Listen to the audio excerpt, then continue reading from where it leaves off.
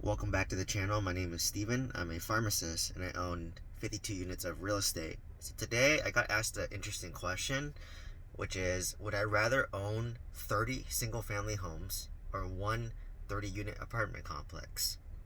And assuming they're in the same area, and it really got me thinking. So, while both is impressive, right? Don't get me wrong, having 30 single family homes as well as having a 30-unit apartment complex, you own 30 units, and I want to talk about kind of the pros and the cons of each, right? So I'm going to assume for the situation that they're both in the same area, right? So location's not going to be an issue, but I want to think about this from multiple perspectives. So let's start with the single family homes.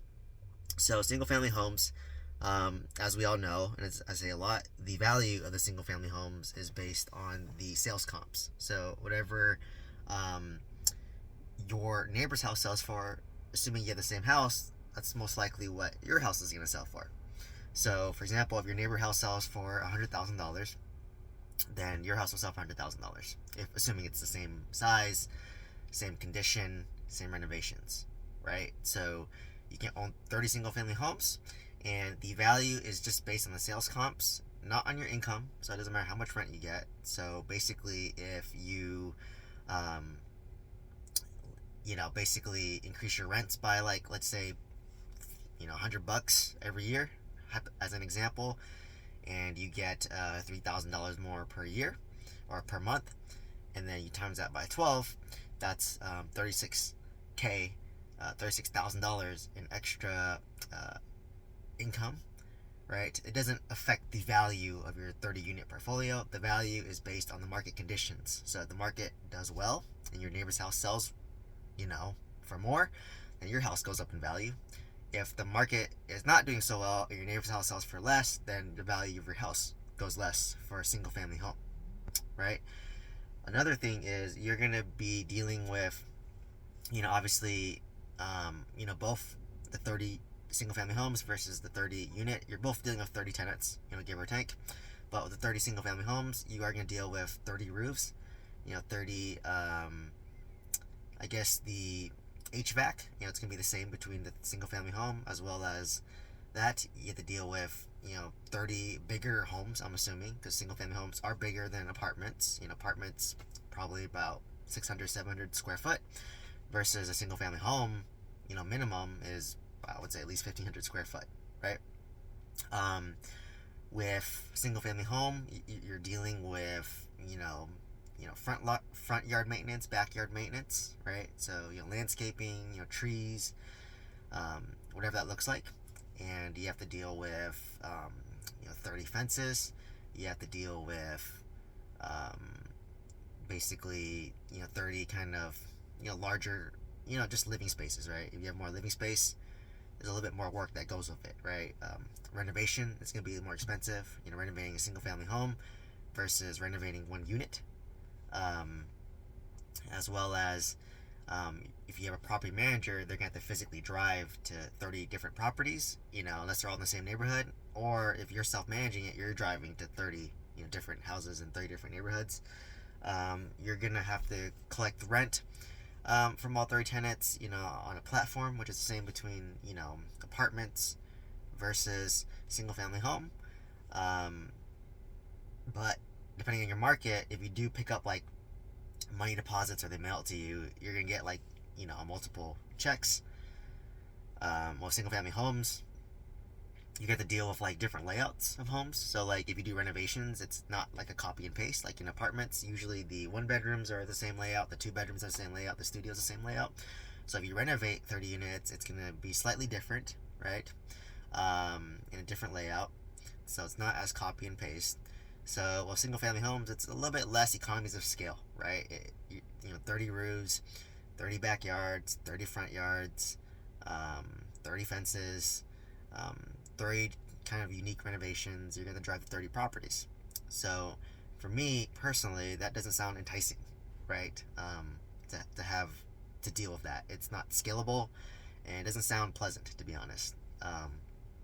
Versus a 30 unit apartment complex, it is nice because you just deal with, assuming it's all in one building, like my 26 unit, my 20 unit, it's just one roof, right? But there are apartment complexes where, let's say it's 30 units, you might have three 10-unit buildings, which has three roofs, right? So that could be the situation. But for the sake of this example, let's just say it's all under one roof. So you deal with one roof. You deal with each unit has their own HVAC, so that's 30. For yards, you just deal with kind of the common area yards, so a little bit less landscaping. For property management, whether you're doing it yourself, you just drive to one spot, or if you're a property manager, they just go to one spot. If you do renovations, it's kind of copy and paste because most units are mirror images of each other. The one bedrooms are going to be similar, the two bedrooms are similar, so you just kind of copy and paste. You can then buy stuff in bulk, which is nice. And if you raise the rents, so remember with 30 single family homes, if I raise each home by $100 times 30, that's 3,000 times 12, that's 36,000.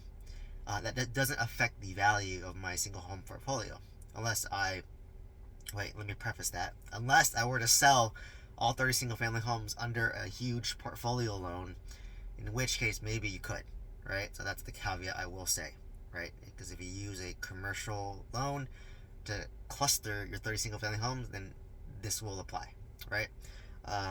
But with the 30 unit, if I were to do the same thing and raise your rents by $36,000, and let's say that increases your NOI by $36,000, and you're in a 10 cap market, you just increase the value of your 30 unit portfolio apartment by $360K, right? So that's a difference as well.